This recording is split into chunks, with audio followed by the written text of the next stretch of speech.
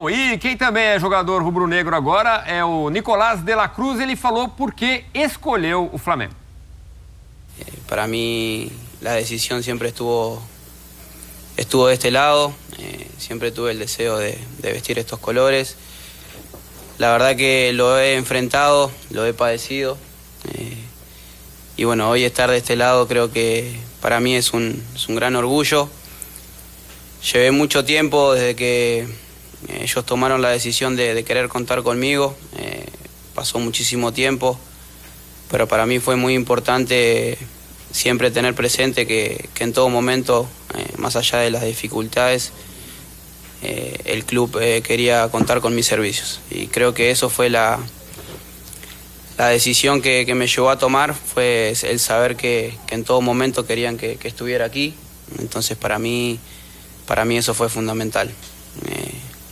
Obviamente que las palabras de todos ustedes acá hoy presentes para mí me llenan de orgullo, que nombren un poco lo que ha pasado durante mi carrera, es lo que se ha visto en el último tiempo, pero bueno, detrás de todo eso siempre hay el respaldo de una familia, el respaldo de la gente que me acompaña día a día, que está conmigo, es lo que no se ve y bueno, es lo que también quiero agradecer e valorar a las personas que sempre estão comigo.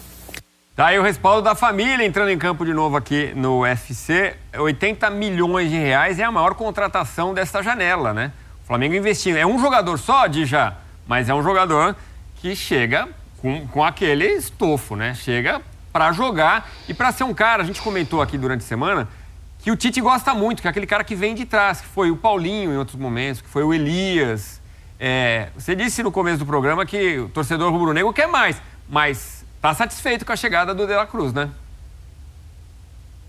Ah, sem dúvida alguma, um grande jogador, um jogador que do meio de campo ali para frente ele pode fazer todas as funções, menos de 9, acho que de 9 ele não se encaixa, mas 9 volante, a partir daí ele joga em todas, então, e não é que joga mais ou menos em todas, não. Joga bem em várias funções, muito bem em várias funções.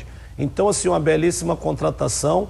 E só em relação ao que ele falou ali, vou contar uma situação parecida que aconteceu comigo, que é o seguinte, você às vezes toma decisão de ir para um clube ou para um lugar, quando o clube, essa instituição, às vezes ela te quer muito. Eu, quando voltei do Japão, tinha ali 3 clubes fazendo proposta, o Vasco, o Palmeiras e o Guarani. Mas o Guarani queria muito, insistiu muito. Aí o falecido Carlos Alberto Torres, que sempre me deu uma assistência imensa na minha vida e na minha carreira, ele falou, às vezes é melhor ir para onde te querem muito. E aí eu tomei a decisão de ir para o Guarani e depois aconteceu de eu conseguir ter a sorte também de jogar no Palmeiras, mas às vezes quando uma pessoa te quer muito é melhor você ficar com essa. Porque você chega ali com carinho, né, Fabião? Tem um interesse, né? Antigo, exatamente, clube, chega grande. Chega grande. Então, assim, o jogador sabe o interesse, a movimentação, tudo que foi feito para o De la Cruz chegar ao Flamengo, né? Então, assim, é um jogador com costas largas, que chega para ser titular, como o Djalma falou, atua em várias posições do meio para frente. A gente só fica um pouco curioso, né, Edu? Estava conversando com o Pascoalzinho aqui antes do programa começar, a forma como ele vai jogar. É lógico que ele joga em todas as posições, mas tem sempre uma ou duas que o jogador se sente mais à vontade, né? Que ele consegue cumprir as funções de uma forma muito melhor, assim. E a gente sabe que a maneira como o Flamengo terminou o ano, né, com 3 atacantes, isso você tem a possibilidade de montar um meio-campo com 3 jogadores.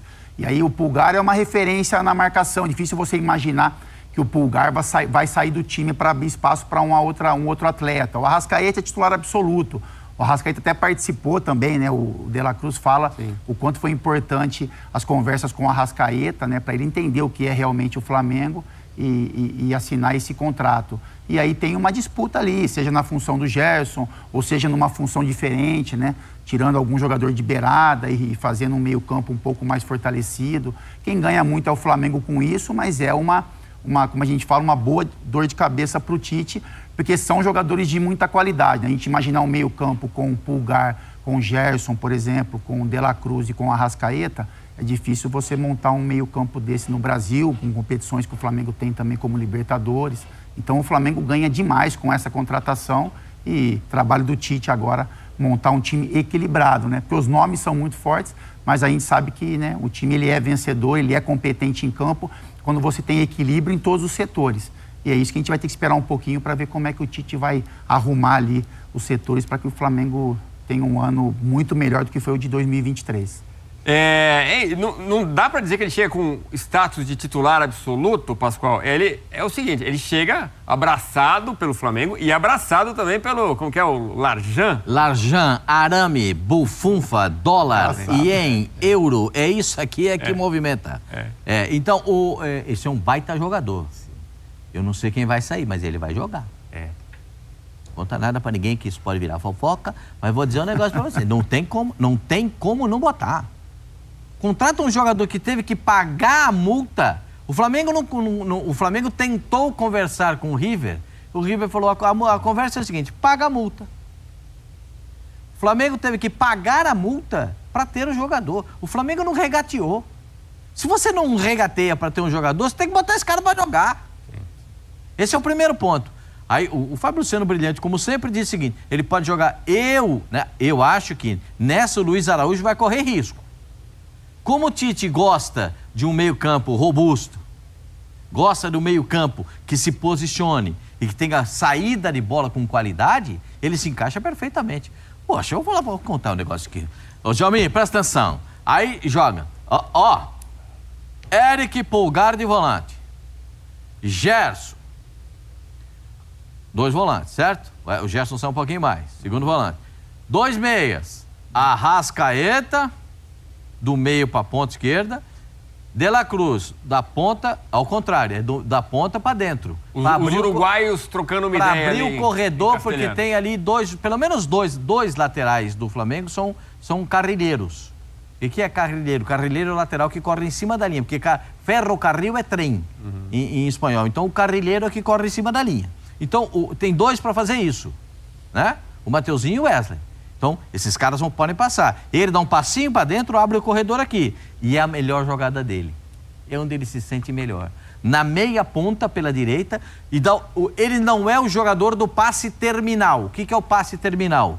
A gente tem que explicar direito essas coisas. O passe que vira gol. Quase nunca ele é o passe que vira gol. Ele é o primeiro passe. O passe para dar gol, esse é Georgiano e Arrascaeta. Esse aí é o cara do passe para dar gol. Ele inicia o passe, o que ele faz? Ele se posiciona entre a meia-lua e a área e espera um rebote, ou ele entra para ele concluir. A bola aparece para ele. Então, ele é um cara que vai, além de ser um baita jogador, ele cria espaço para ele jogar. É difícil você ter um jogador assim. Um jogador que, ele não é só um jogador de posicionamento, ele cria espaço para jogar. O professor Pascoal, então aqui, pela sua escalação, lá na frente sobram 2 vagas no ataque só. Bruno Henrique e Pedro? Tite Pascoal, jogaria com Bruno Henrique e Pedro. Certo? Mas o Tite... Cebolinha espera, Gabigol espera, o Tite prefere o Tipulino. Por que ele prefere o Tipulino? Porque o Cebolinha compõe melhor pelo lado do campo. Ele vai voltar, porque o Flamengo tem um lateral que passa todas. Então o Cebolinha se posiciona, é rapidinho para se posicionar. E até jogou de lateral algumas vezes. Então ele vem aqui e se posiciona. É a preferência do Tite. A minha preferência era Bruno Henrique. Já pensou esse time do Flamengo no Maracanã, com a torcida gritando? E a torcida... vou falar... Os 2 jogaram no Flamengo, eles sabem o que eu vou falar. A torcida do Flamengo no Maracanã não quer saber de meio jogo. A torcida quer ali, os caras dentro da área. É ali, ou não? Esse negócio de toca aqui, toca ali, toca aqui, toca... A torcida do Flamengo fica agoniada. A torcida do Flamengo quer pra dentro, como diria aquele repórter amigo, pra dentro. Ali o cara dentro da área, os caras em pressão, e a bola assim que... É isso que a torcida do Flamengo quer. Faz gol, vai lá e busca mais um. E essa pressão. E pra fazer isso, esses jogadores que eu falei no meio... Recua 3 pro goleiro, é toma e vai, Pascoalzinho. Se recuar do meio campo pro goleiro... Recuar do meio campo pra frente, pode pedir substituição. Bom, na nossa época então, era assim, agora... né, na nossa época era assim. Mas ainda é. Ainda é, né, Djalma? Ô, Pascoal, eu gostei desse teu desenho aí, hein, de jogo, hein? Eu fico com esse desenho também. Primeiro porque eu gosto muito do sistema 4-4-2, né?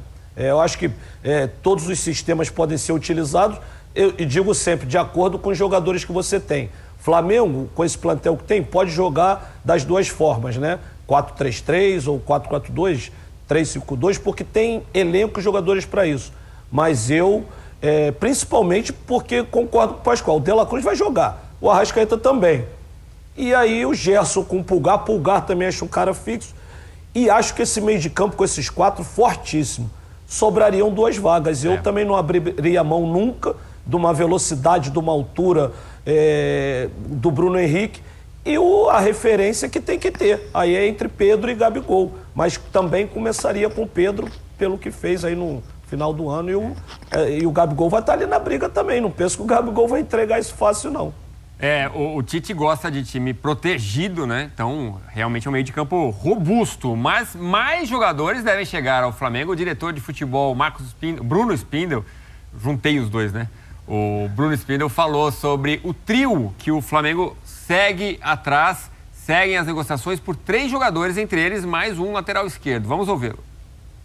O principal é que a gente seja assertivo e traga atletas que saibam lidar com a grandeza do Flamengo, com a pressão de ter que ganhar domingo e quarta, que tenham o prazer de jogar num clube que tem a maior torcida do mundo, que queiram vencer sempre e que tenham todos os aspectos dentro do campo que possam contribuir com seus companheiros e resolver o jogo e dar alegria para a nação rubro-negra, para o treinador, para todos nós. Então, assim, é dessa forma que a gente trabalha.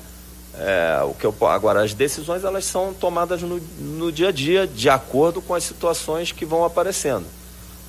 E sendo um pouquinho específico, tem 3 nomes aí que todo mundo sabe que o Flamengo tem interesse hoje, que é o Léo Ortiz, o Matias Vinha e o Luiz Henrique, e óbvio que são negociações muito difíceis, que estão tomando tempo, e a gente vai trabalhar o melhor possível para que elas possam ter um desfecho positivo.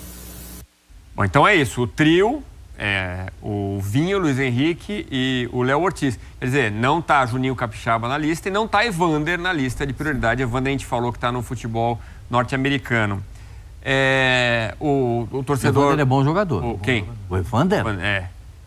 Mas se destacou na Dinamarca, se destacou nos Estados Unidos. Mas no Vasco ele já era bom jogador.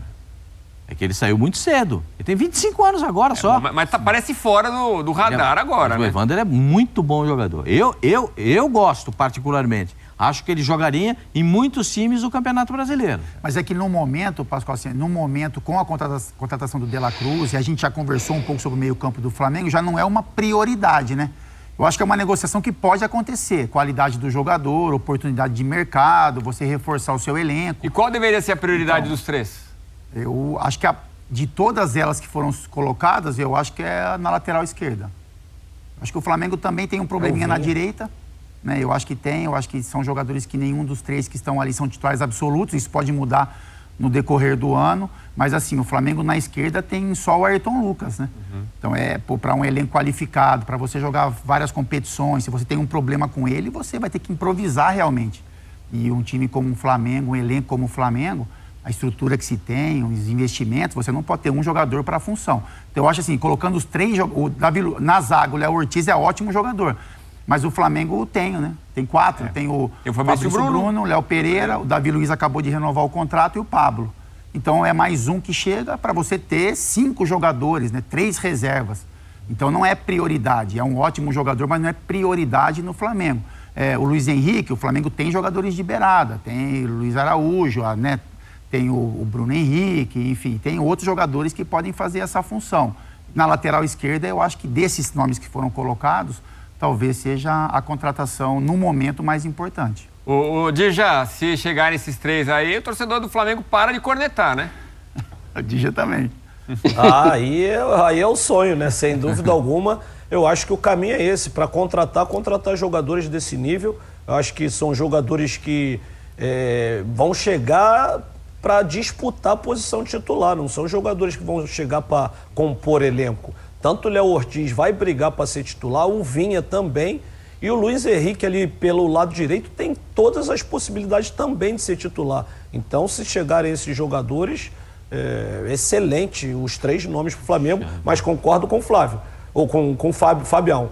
Se tiver que optar, a lateral esquerda é primordial, porque só tem um, e o Vinha chegando, não vem para ficar no banco, não. Eu gosto muito do Vinha, acho jogador de muita qualidade. Então, assim, os 3 jogadores do mais alto nível que o Flamengo está tentando aí contratar. O Vinha seria mais um uruguaio para a escalação, né? Então, aí, seria o 4º uruguaio do elenco se o Vinha vier. Isso. O Vinha que está no Sassuolo, emprestado. Pela Roma. Não brilhou na Europa, não. Então, Isso me a expectativa muito. é que seja aquele cara que foi o do Palmeiras. Isso me surpreendeu muito.